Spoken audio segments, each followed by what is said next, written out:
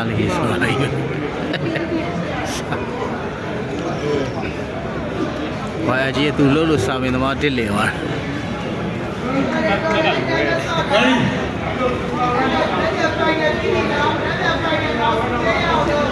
ဖိုင်နေမလားဖရှိတယ်အေးဘာရှောက်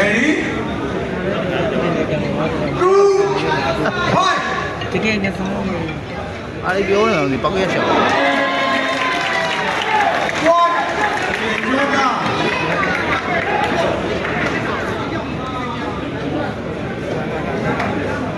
Ready?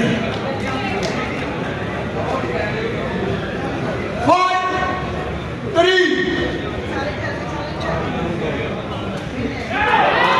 1. Let's join up. အဲ့ဘက်အတင်းနဲ့စာပေမဝင် Ready? 4, 5.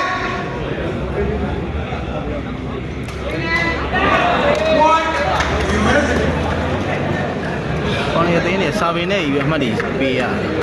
ဟုတ်တယ်။ Ready? 6, 4. အားတေးတော့စာပေနဲ့ယူတောက်လျှောက်စားတာ Why? Join up.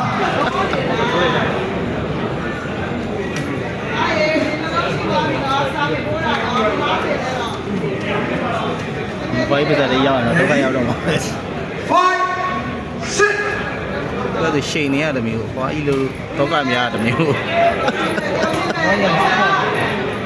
အေးအောင်းနေဟောဆယ်သွားတာ။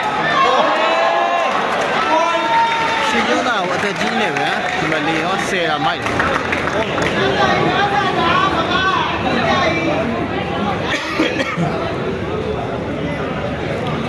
ဒီရှေ့ကွယ်တယ်ကွာ။